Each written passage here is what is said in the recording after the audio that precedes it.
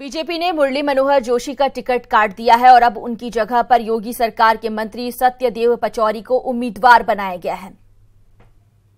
अंदाजा सभी को था, आखिरकार वही हुआ। पहले आडवाणी और अब डॉक्टर मुरली मनोहर जोशी। बीजेपी ने कानपुर के मौजूदा सांसद और most senior leader doctor Joshi का टिकट काट दिया है। बकायदा उन्हें इस बात की जानकारी दी गई कि वो इस बार संसदीय चुनाव न लड़े। जोशी का टिकट क्यों कटा, ये जानने से पहले इस बात को जान लीजिए कि आखिर बीजेपी में उनकी शख्सियत क्या है। मुरली मनोहर जोशी बीजेपी की नींव रखने वाले नेताओं में से एक हैं। डॉक्टर जोशी 1977 में पहली बार अल्मोड़ा से सांसद चुने गए। उसके बाद कई बार चुनाव जीता। 1996 में अटल जी की सरकार में गृह मंत्री भी रहे। 1991 से 1993 तक बीजेपी के अध्यक्ष रहे।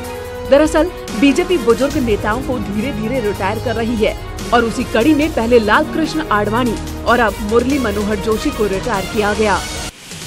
पार्टी आलाकमान से मिले रेड सिग्नल को जोशी ने जबरन वीआरएस देने जैसा करार दिया। चुनाव नहीं लड़ने को लेकर उन्होंने कानपुर की जनता के नाम एक खुला पत्र लिखा है, जिसमें उन्होंने कहा कि बीजेपी ने उन्हें चुनाव लड़ने से मना किया है।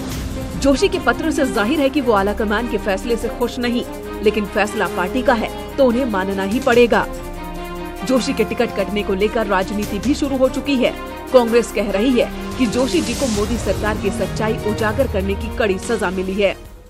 तो जाहिर सी बात है कि प्रधानमंत्री को और बाकी जो भारतीय जनता पार्टी का श्रेष्ठ नेतृत्व है, उनको ये सच पसंद नहीं आया होगा और इसीलिए श्री मुरली मनोहर जोशी को घर भेजा गया है। कांग्रेस ही नहीं, सुब्रमण्यम स्वामी भी पार्टी के फैसले से इत्तेफाक नहीं रखते। उन्होंने तो यहाँ तक कह डाला कि बीजेपी के सभी पुराने अध्यक्षों को बैठकर इस पर बात करनी चाहिए।